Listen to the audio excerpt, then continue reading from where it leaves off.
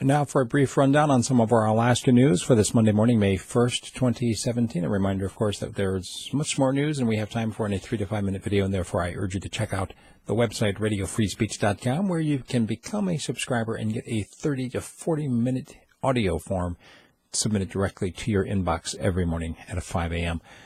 The Anchorage man who was attacked back in a September home invasion. A 70-some-year-old fellow was hit in the head with a hammer. He has now died. His friends say that he never recovered after the attack. A man has turned himself in for a Saturday afternoon shooting in Fairbanks. He says the gun went off. A Palmer couple has been investigated now after a teen's fatal overdose. They have now been sentenced by a judge for not the overdose itself, not for providing the drugs to the teen, but for conspiracy to distribute drugs. I guess that's what they had the evidence for. Anchorage police have nabbed an alleged coffee shop robber. This actually happened on Friday afternoon. It's still under investigation and no names have been released. Also, police have identified a suspect from the stabbing that happened last weekend on Thane Beach down there in Juneau. Representative Guttenberg in town in the Fairbanks area for a meeting on UAF budget, looking for feedback from the public. And yes, generally the feedback they were looking for was, don't cut the budget. No, that's what they got. Anonymous mailers sent out targeting lawmakers who backed the income tax proposal, including Scott Kawasaki here in the Fairbanks area. Part of the issue is, yes, it is actually legal to have an anonymous mailer. And the guy that was asked about it, in terms of the person who did the mailing, he's like, not without a subpoena, not going to reveal my source.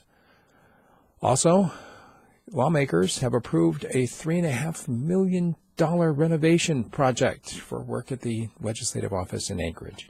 This while we're looking at a $2.5 billion budget deficit, we're going to spend $3.5 million on making renovations to the Anchorage office that they use just a few months a year. Despite the slowly improving national economy, Alaska is not faring nearly as well. If you live in Alaska, you know that to be the case. Well, apparently Senator Dan Sullivan is now on board too. We're not doing so well, folks. Also, it looks like Anchorage police are looking for a missing teenager, the 13-year-old. She just wandered off Saturday night, and family doesn't know which way she went. The new projects that are on the plotting boards, kind of some planning stages right now, could bring in as much as 100,000 barrels of oil a year by 2021, but some of those are questionable as to whether or not they'll help or even get started at all. And one last thing is that the marijuana industry held its first Fairbanks conference over the weekend. This industry, I guess it's kind of a generous term. As you recall, recreational marijuana was only legalized in Fairbanks back in 2014 by a voter referendum, and it's growing, but it's still forbidden for military members to even go to a conference like that. That's right. Interesting little tidbit for you, a little fun fact. If you're in the military, you can't even read a brochure about marijuana because information is dangerous, don't you know?